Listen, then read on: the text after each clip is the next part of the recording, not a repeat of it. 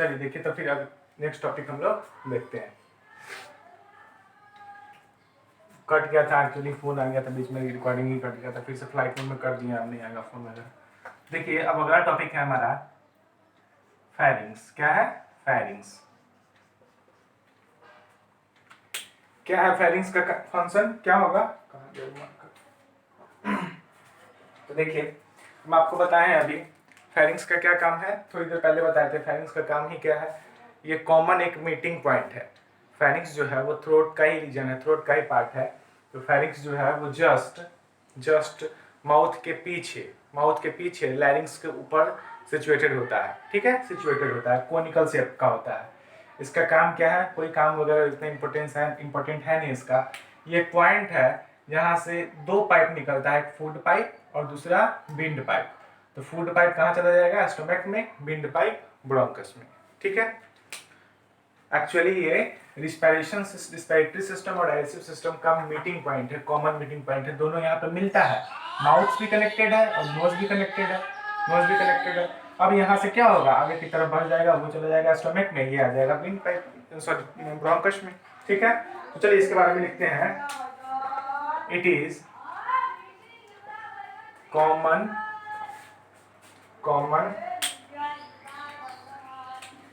point,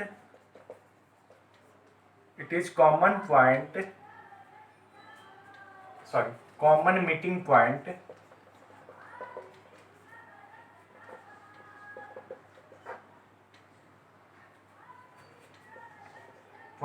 of digestive system and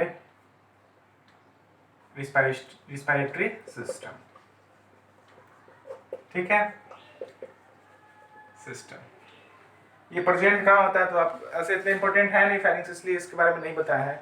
आप लिख सकते हैं it is situated just behind the mouth and above the larynx. ठीक है, above the larynx.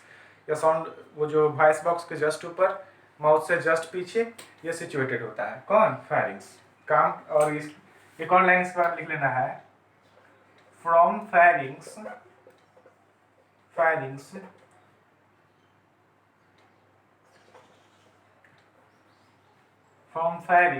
to tubular structure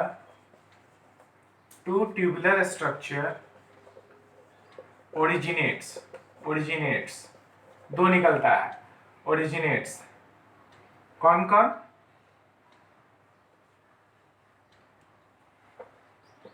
wind pipe and food pipe. ठीक है, यहीं से क्या होता है? फेरिंग्स से ही दो ट्यूबुलर स्ट्रक्चर ओरिजिनेट करता है। कौन? विंड पाइप और फूड पाइप। विंड पाइप कहाँ जाएगा? लंग्स में। फूड पाइप कहाँ जाएगा? डाइजेस्टिव सिस्टम, वो कहाँ जाएगा? आगे स्टोमक में। तो इस चीजों को इलैबोरेट करना, डिटेल में लिखने का काम नहीं है, क्योंकि फेरिंग्स उतना इंपॉर्टेंट टॉपिक हमारा नहीं है। अब इसके नेक्स्ट हमारा क्या आता है? इसके बाद नीचे क्या आता है?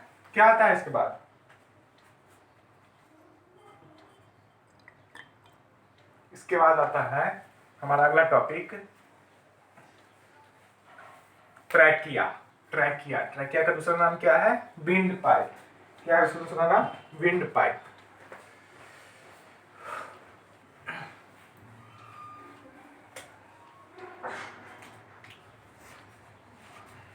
देखिए अगला है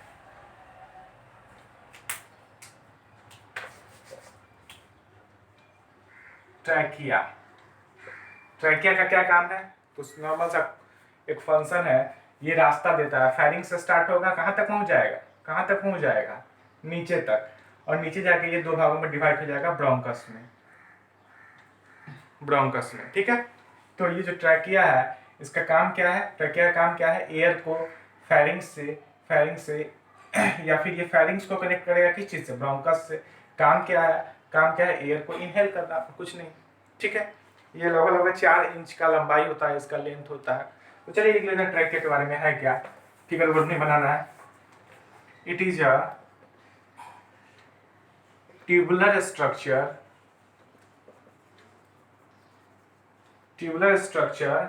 having 4 inch इन लेंथ कितना होता है? 4 इंच का होता है। अब देखिएगा, हम आपको उस दिन भी बताए थे, ये जो ट्रैकिया है इसके इनर वाल पे सी शेप्ड का क्या होता है? हाफ रिंग होता है। कंप्लीट ये रिंग नहीं होता है, हाफ रिंग होगा। ये हाफ रिंग क्यों होता है? हर जगह होगा ये, फिर आगे जब बटेगा तो आगे भी होगा, हर जगह होगा। ब्रोंकस में भी होगा, प्राइमरी सेकेंडरी टर्शियरी में भी होगा। ये होता क्यों है? क्योंकि जब एयर एक्सपेल्ड हो जाए, निकल जाए, रिलीज हो जाए, उस टाइम ये चिपक ना जाए, कोलैप्स ना करे। इसलिए क्या होता है?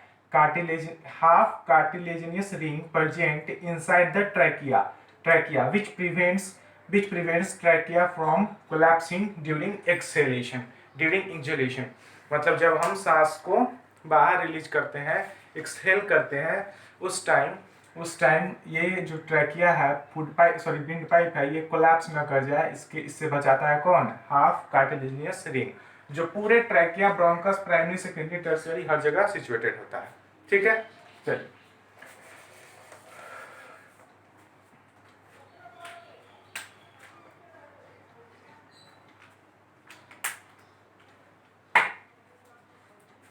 तो लिखना है inside trachea a cartilaginous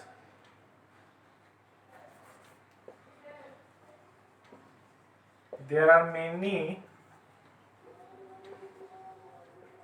cartilaginous half ring C-shaped structure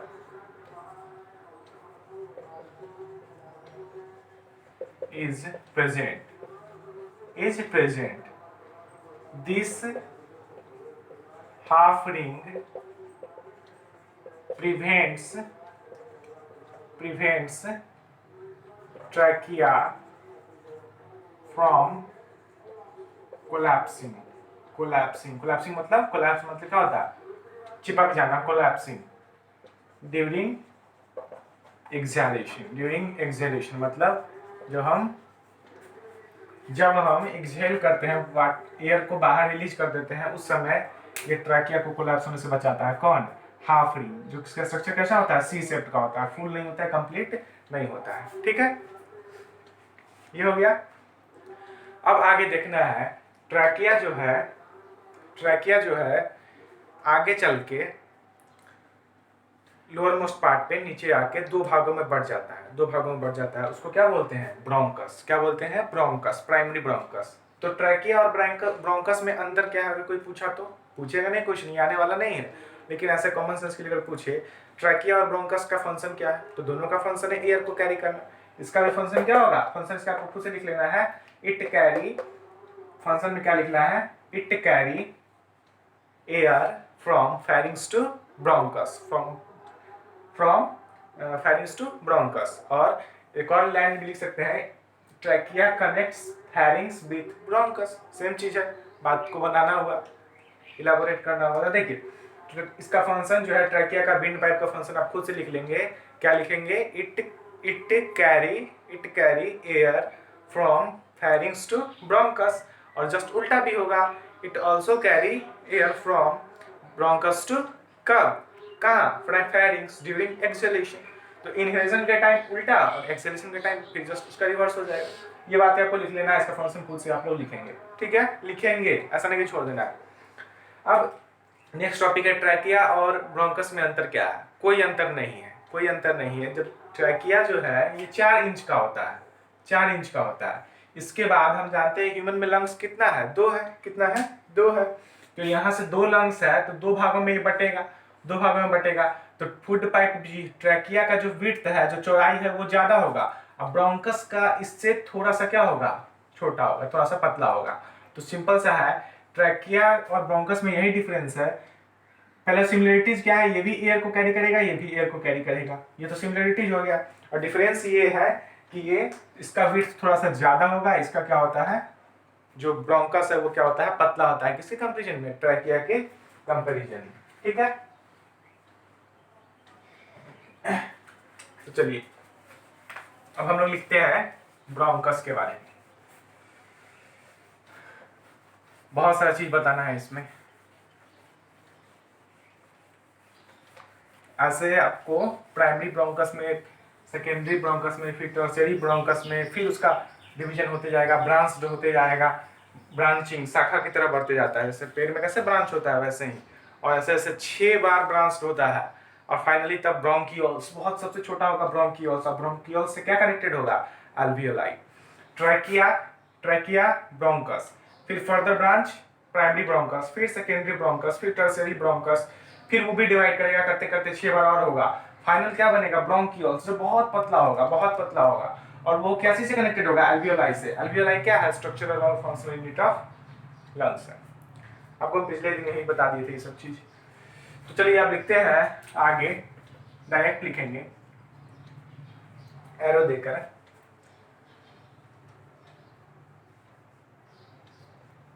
in lowermost region, lowermost part, trachea is,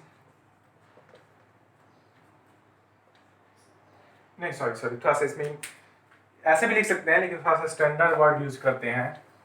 in lowermost part, actually ये स्टर्नम के पास होता है, स्टर्नम क्या हम लोग को बताया ही नहीं है, बताएंगे अगर टाइम मिला तो। इन लोअर मोस्ट पार्ट, नीचे की तरफ बढ़ने पे क्या होता है, ट्रैकिया टूट जाता है, 2 भागों में बढ़ जाता है। तो ट्रैकिया बाइफरकेट्स, बाइफरकेट्स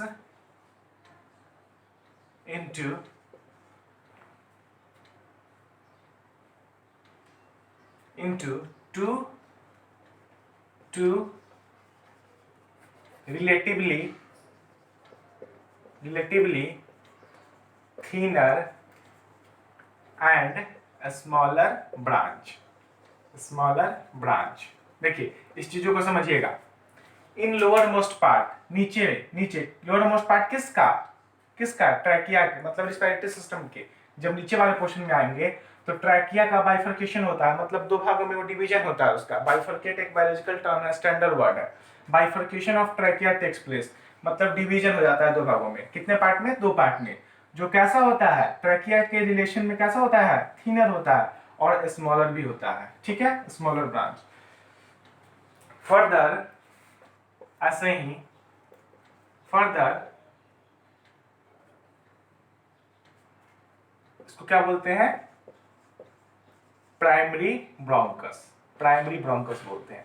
जो पहली बार बाइफर्केशन होता है ट्रैकिया का और 2 भागों में बढ़ता है, उसको क्या बोलते हैं, प्राइमरी ब्रोंकस बोलते हैं। प्राइमरी ब्रोंकस, और जो प्राइमरी ब्रोंकस होगा वो each bronchus goes to the each lungs. 2 bronchus होगा तो एक राइट वाले में चल जाएगा, एक लेफ्ट वाले में चल जाएगा। कॉमन सेंस की बात लिखने की जरूरत नहीं है, ठीक है। Further primary bronchus branched into secondary bronchus।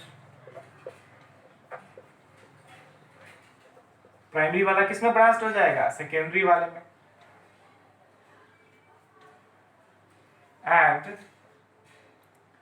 Secondary bronchus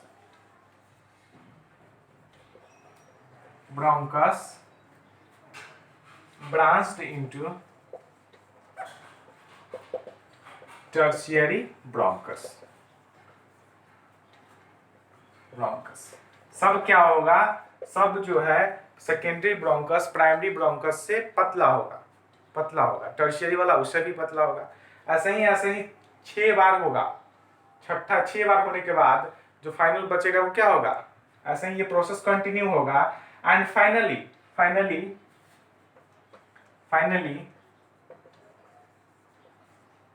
bronchioles is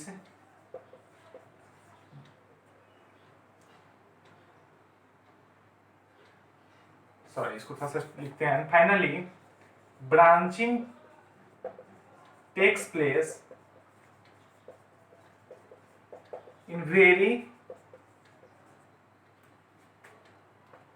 smaller level, उसको क्या बोलते हैं, नोन एज ब्रोंकियोल्स। क्या बोलेंगे उसको, ब्रोंकियोल्स बोलेंगे। आप लोग लिख लीजिएगा, अगर नहीं ध्यान होगा तो, नहीं दिखाई पड़ रहा होगा तो। फाइनली ब्रांचिंग जो होगा वो टेक्स प्लेस होगा बहुत छोटे लेवल पे होगा, स्मॉलर लेवल पे होगा, माइक्रो लेवल पे होगा। माइक्रो भी कर सकते हैं, माइक्रो लेवल, उसको क्या बोलेंगे, ब्रोंकियोल्स। और ब्रोंकियल से ही एल्वियोलाई क्या होते हैं, कनेक्टेड होते हैं। एक लाइन और लिख लेना है, alveoli is connected with the bronchioles, with the bronchioles. ठीक है, trachea, trachea, primary bronchus, secondary, tertiary, फिर फर्दर डिवीजन 6 बार होगा, आपको नहीं पढ़ना है। फाइनली क्या बनेगा, क्या बनेगा, ब्रोंकियोल्स। ब्रोंकियोल्स क्या होगा, सबसे माइक्रो लेवल पे होगा क्या, और इससे कौन सा चीज कनेक्टेड होगा, एल्वियोलाई कनेक्टेड होगा। एल्वियोलाई क्या है, अब इसके बारे में पढ़ेंगे, इसको पहले नोट कीजिए। थोड़ा सा पानी पी ले, बहुत गर्मी है।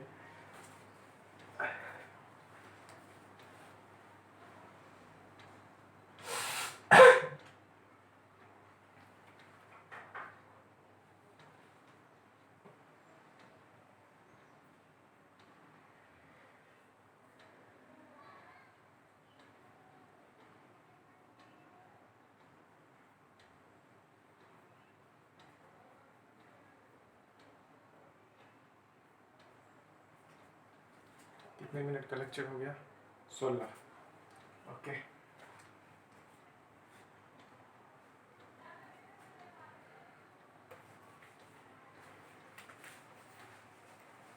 अब क्या होगा इसके बाद, अब पूछेगा, आपका काम है इसमें लिख लेना है, function of primary bronchus, secondary bronchus, tertiary bronchus, bronchioles.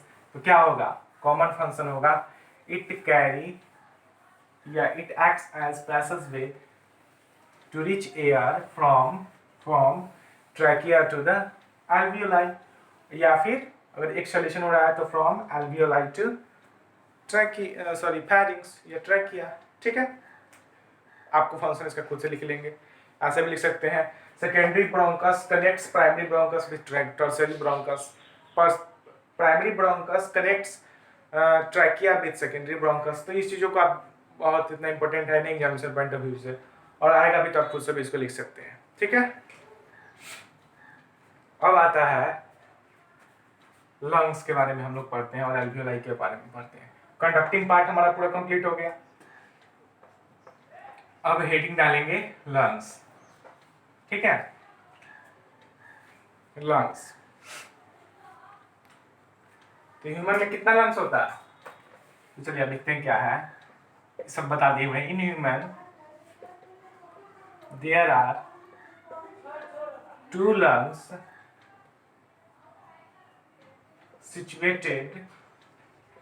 situated just above diaphragm, ठीक है, protected by rib cage from front, protected by rib cage। इतना ही जान लीजिए, कंप्यूटर में नहीं जाएंगे। हमारे आपको बता देते हैं, जो हमारा लंग्स है वो बहुत इंपॉर्टेंट है। तो इसके प्रोटेक्शन के लिए बहुत सारा चीज़ है। एक तो है कि आगे रिब केज है, पीछे में वर्टेब्रल कॉलम है। क्या है, वर्टेब्रल कॉलम। आगे से क्या है, रिब केज, पीछे क्या है, वर्टेब्रल कॉलम है। आगे में फ्रंट में ये वाला जो हड्डी है, देखिए इधर ये वाला और इधर ये वाला। आप कभी पता नहीं स्केलेटल सिस्टम को वाच किए कि नहीं किए हैं, जो 2 हड्डी होता है, जैसे गला के पास एक ये हड्डी इधर, एक ये, और यहाँ से एक हड्डी इधर नीचे की तरफ जाता है, ऐसे जाता है। ठीक है, और इधर क्या है, रिब केज की तरह ऐसे है, और इधर भी क्या है, रिब केज है। ठीक है, रिब केज है। तो ये वाला जो पोर्शन है, ये वाला रिब केज हो गया, इधर ये भी रिब केज हो गया, ये वाला एक ये वाला ये हो गया, और ये वाला जो फ्रंट में है आगे की तरफ से है, इसको बोलते हैं स्टर्नम बोलते हैं। इसी के जस्ट पीछे क्या है, वर्टेब्रल कॉलम है, और इसी के अंदर में क्या होगा, लंग्स होगा, दोनों लंग्स होगा, सिचुएटेड दोनों तरफ होगा। और एक्चुअली में जो ये स्टर्नम है ये खत्म होता है, यहीं पे खत्म हो जाता है, और ये जहाँ पे ये खत्म होता है स्टर्नम, यहीं से लंग्स जो है, ट्रैकिया जो है वो 2 भागों में बढ़ता है। किस भागों में, ब्रोंकस में, प्राइमरी ब्रोंकस में।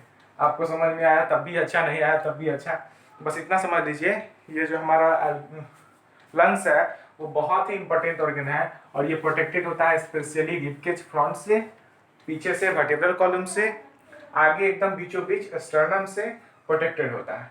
कहाँ होता है, डायफ्राम के जस्ट ऊपर होता है, situated in a diaphragm situated just above diaphragm, protected by rib cage। और ब्रैकेट में लिख लेना है कौन से कैविटी में सिचुएटेड होता है, थोरैसिक कैविटी में, थोरैसिक कैविटी में, ठीक है।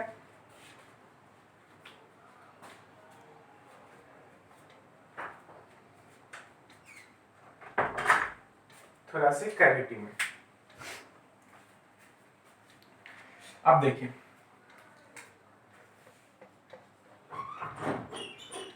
अब दो थोड़ा सा ध्यान देना है, पिछले क्लास में हम बताए भी होंगे कि हमारा दो लंग्स है, एक राइट लंग्स है, एक लेफ्ट लंग्स है। आपको हम बताए थे कि लेफ्ट लंग्स जो है, लेफ्ट बाएं वाला जो है, बाएं तरफ क्या होता है, थोड़ा सा हॉट होता है, बीच से लेके बाएं तरफ होता है। तो जो बाएं वाला होगा उसका जो वाइडर, जैसे देखिए बताते हैं, हमारा दो लंग्स है, ये तो क्लियर है, एक राइट वाला और एक लेफ्ट वाला, ठीक है, लेफ्ट वाला।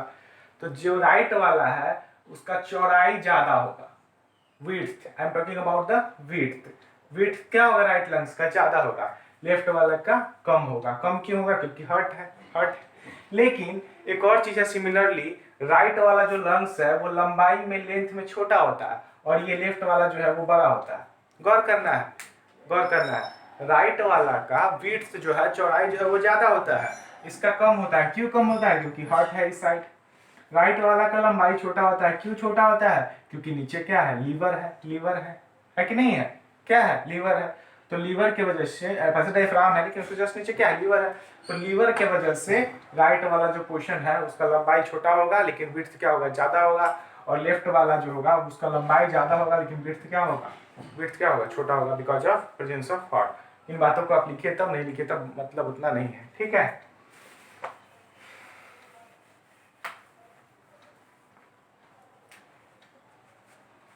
अब आगे लिखेंगे, heart is protected by a double layer membranous structure आ रहा है known as pleura।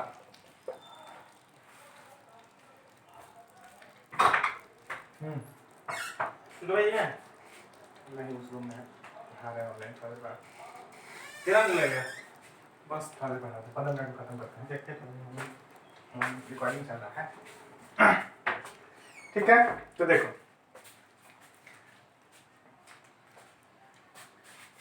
अरे किसी तरह जुगाड़ टेक्नोलॉजी लगा के कर रहे हैं। तो देखिए हमारा जो क्या लिख दिए, हार्ट लिख दिए, हार्ट में और क्या होगा, लंग्स होगा।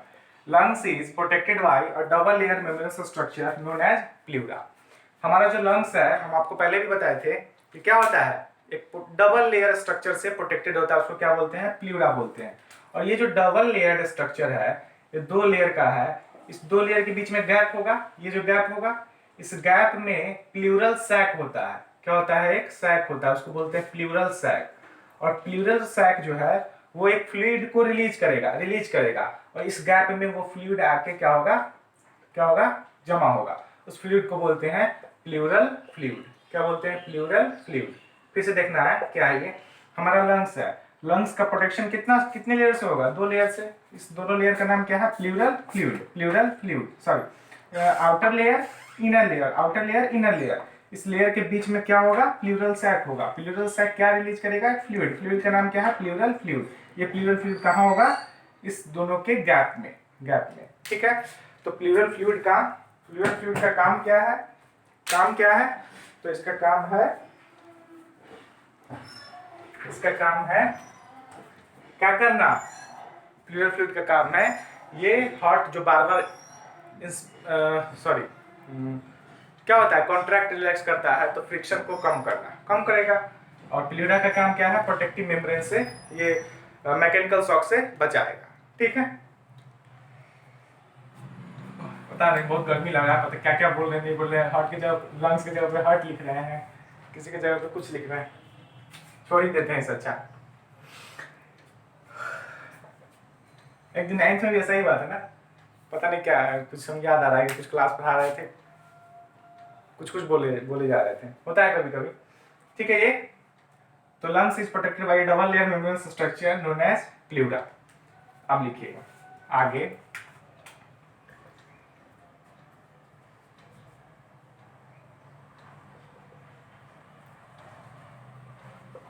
a fluid is present between the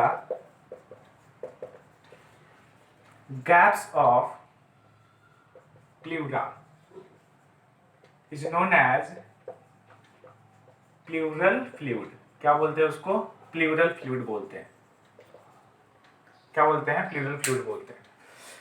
जो गैप है प्लूरा के बीच में, जो गैप है उस गैप के बीच में जो फ्लूइड है उसको क्या बोलते हैं? प्लूरल फ्लूइड बोलते हैं। देखो हम आपको बहुत सिंपल बता दिए हैं कि pleural membrane, outer membrane, inner membrane, ये बच्चा वाला चीज है, ऐसा होता नहीं है। होने के लिए अंदर वाला जो होगा, देखिए अगर ये प्लूरा है मान लीजिए, हमारी ये लंग्स है तो 2 लेयर का है, तो ये बाहर वाला है, एक इनर लेयर है, तो इनर लेयर डायरेक्ट एल्वियोलाई के संपर्क में होगा, कांटेक्ट में होगा, आउटर लेयर संपर्क में होगा थोरैसिक कैविटी या चेस्ट कैविटी के संपर्क में होगा।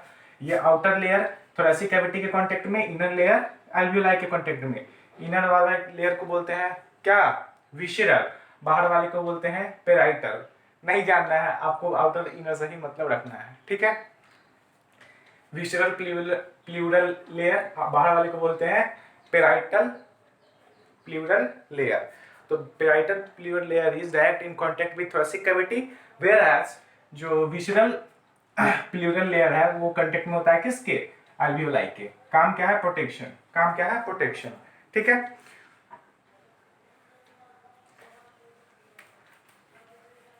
इसी में लिखना है आपको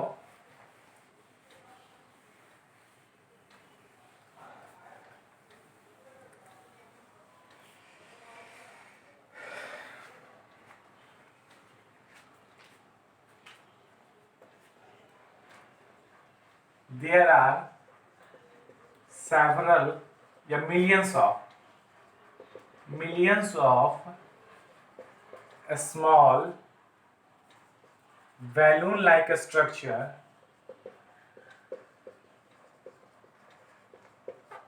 present in the human lungs connected with known as, क्या बोलते हैं उसको? एल्वियोलाई। एल्वियोलाई क्या होता है? मिलियंस होता है, लगभग 450 मिलियन जो एल्वियोलाई है हमारे बॉडी में पाया जाता है, लगभग। तो क्या होगा? मिलियंस ऑफ एल्वियोलाई पाया जाता है। कैसा स्ट्रक्चर होता है? बैलून लाइक स्ट्रक्चर होता है। किससे कनेक्टेड होगा? ब्रोंकियल से कनेक्टेड होगा। ब्रोंकियल से कनेक्टेड होगा।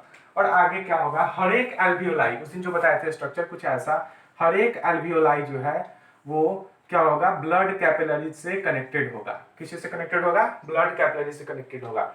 जब तक ब्लड कैपिलरीज नहीं होगा तब तक क्या होगा? डिफ्यूजन नहीं होगा। ब्लड कैपिलरीज से कनेक्टेड रहेगा तब तो क्या होगा? डिफ्यूजन होगा, कुछ बाहर कुछ अंदर, अंदर की तरफ, ठीक है।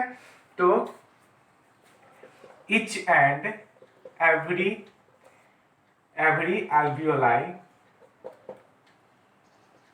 is connected with several blood capillaries, ठीक है, several blood capillaries।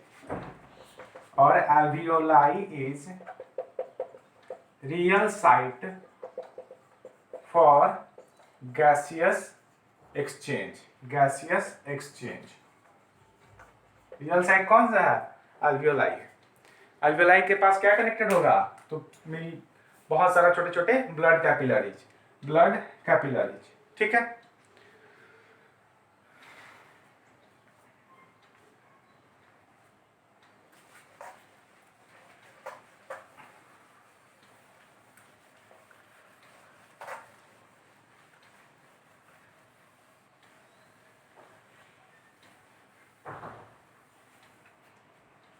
अब देखिएगा, एल्वियोलाई का दो कंडीशन है। एल्वियोलाई हमारा कैसा होना चाहिए? दो कंडीशन क्या है? एल्वियोलाई में क्या होता है? डिफ्यूजन होता है। आपको पता होगा, हम बताए भी थे पहले भी बताए हैं कि एल्वियोलाई जो होगा वो कैसा होगा? इसमें क्या है?